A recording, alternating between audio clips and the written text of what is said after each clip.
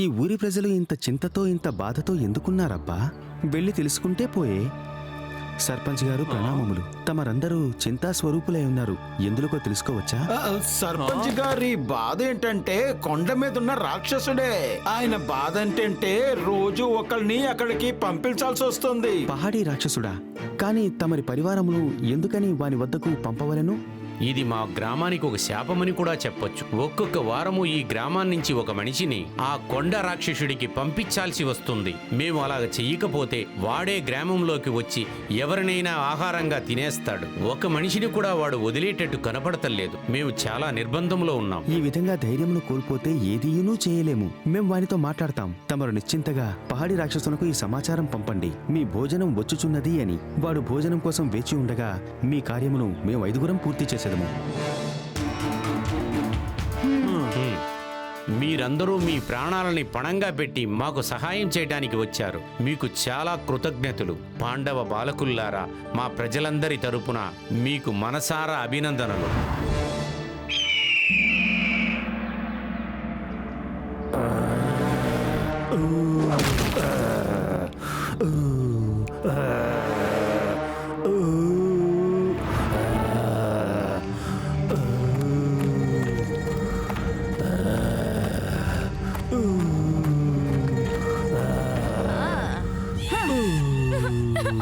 నమస్కారం పర్వతరాజా, దయచేసి మీరు నన్ను తినకండి.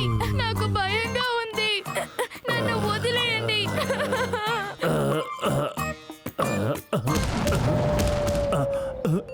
బాలక, నా ముందు నువ్వు తలంచుకుంటే ఏ ప్రయోజనం లేదు. నువ్వు కేవలం కళ్ళుని మూసుకో, సరేనా? నిన్ను నేను 1 నిమిషంలో మింగేస్తాను. నేను ఉప్పు మిరపకాయలు తీసుకొస్తాను, అవన్నీ చేర్చి తింటే చాలా రుచిగా ఉంటుంది.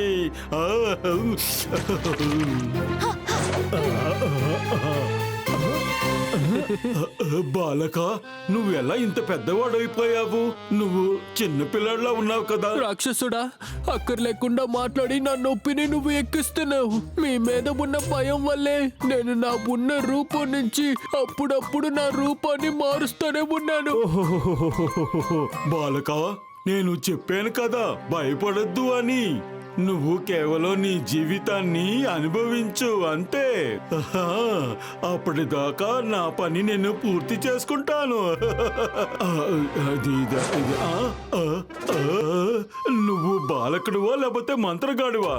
కేసరి, నువ్వు రంగు రూపాన్ని ఎలా మార్చగలుగుతున్నావు? ఇలాంటి ఒక పెద్ద రాక్షసుడి దగ్గర నేను ఎలా మంత్రం వేసుకొని రాగలుగుతాను? నేను తలుచుకొని నిజంగా చాలా భయపడుతున్నాను. నాకు ఇంకా ఎన్ని క్షణాలు ఉన్నాయో. నేను వెళ్తున్నాను. బాలక, ఎక్కడికి వెళ్తున్నావు?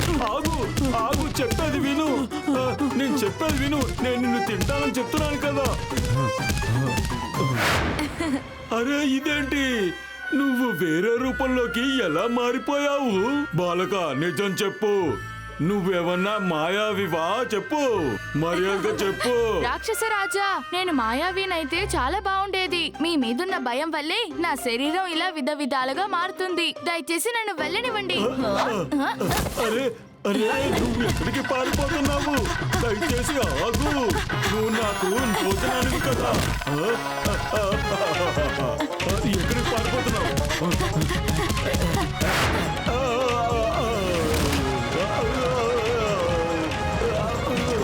రాక్షసుడా, మీరు నన్ను తినేస్తారా లేదంటే నేను వెళ్ళిపోవచ్చా? చెప్పండి, త్వరగా చెప్పండి. ఎక్కడికి పారిపోతావు? నిన్ను నేను తినే తీరుతాను. ఇదే నేను భోజనం చేసే చోటు. కూర్చో, నేను నిన్ను ప్రశాంతంగా తింటాను. ఆకలితో నా పొట్టలో గుడగుడలాడుతోంది. నాకు ఒక విషయం గురించి బెంకే. నా మొహం ఒక్కొక్కసారి మీకు ఒక్కొక్కలా కనిపిస్తోంది. మా నాన్నగారు అతి గొప్ప వైద్యుడు. నాకు ఇలాంటి రోగం గురించి చాలా ఎక్కువ చెప్పున్నారు. ఈ రోహంలో ఒక మనిషి మొగం చాలా ఎక్కువ విధాలుగా మీకు కనిపిస్తాయి. ఒక మనిషి 4-5 విధాలుగా మీకు కనిపిస్తాడు.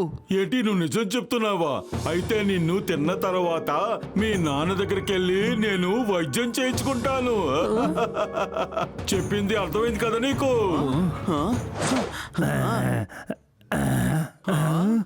నాకు ఒక్క బాలకుడు కాదు, రెండు బాలకులు కనిపిస్తున్నారు. నాకేమీ అర్థం కావట్లేదు.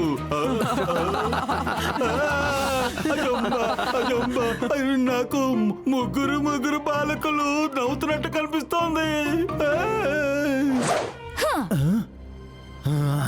మీ పని ఇప్పుడు పడతానుండండి. ఆగండి. ఇప్పుడు చెప్పండి, ఎక్కడికి పారిపోతారు? పిచ్చి బాలకులారా, నన్ను చాలా సేపటి నుంచి మూర్ఖులుగా చేయాలనుకుంటున్నారు కదా. మిమ్మల్ని ఏం చేస్తానో చూడండి. ఇప్పుడు మీ పన్నాగం నా దగ్గర పనిచేయదు. ఇప్పుడు మీ 5గురిని అలాగే తినేస్తాను. ముందు నువ్వు. అలా చేయొద్దు.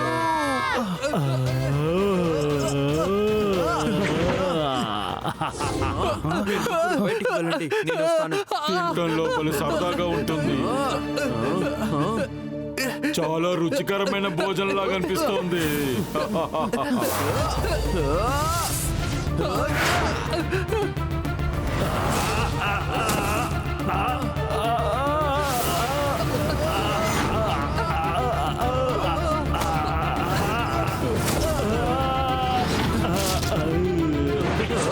ఆ దగ్గర నుంచి తప్పించుకుని ఎక్కడికి వెళ్ళిపోతారు?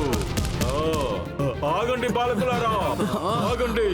ఒకళ్ళని అడిగితే 5గురు దొరికారు. ఇవాళ చాలా సరదాగా ఉంటుంది. కథలు అల్లడం దీనితో ఆపు. ఆక్రమించండి.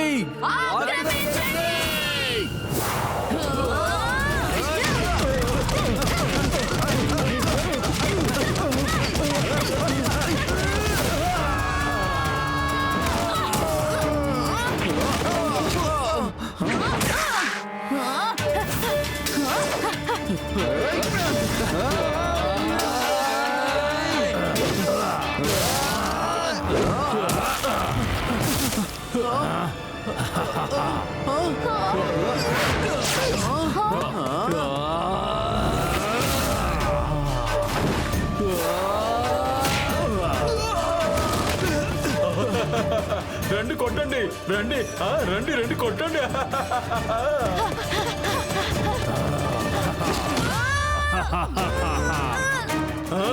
గట్టిగా తోయండి.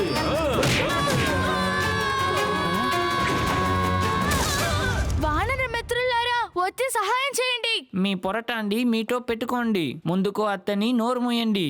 ఆగండి మరియు కథను ముగించండి. ఇప్పుడు చూసుకుంటాను మీ అందరినీ.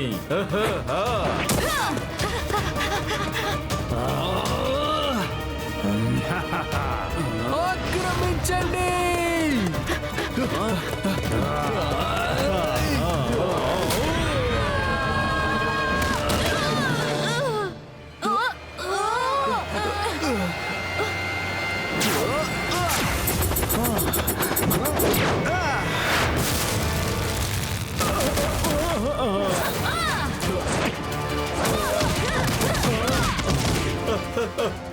ఆపండి, దయచేసి ఆపండి. దయచేసి నన్ను క్షమించండి. నేను నా వైఫల్యాన్ని అంగీకరిస్తున్నాను. చాలా ధన్యవాదాలు బాలకులు. నేను ఒకసారి వేటాడుదాను. నా బాణం ఒక రాక్షసులు కొట్టాడు. వాడు మనకి శాపమిచ్చేస్తా. అది ఒక్క బాలకులు ఎవరు నాతో పోరాడి నన్ను ఓడించారంటే అప్పటి వరకు నేను రాక్షసుని రూపంలో ఉంటాను. ఈ రోజు నువ్వు నన్ను శాప విమోచనం చేశావు. నేను మీకు రుణపడి ఉన్నావు. మీ అందరికీ చాలా చాలా ధన్యవాదాలు. మీరు ఎంత పెద్ద కష్టం నుంచి మమ్మల్ని మీరు కాపాడారు.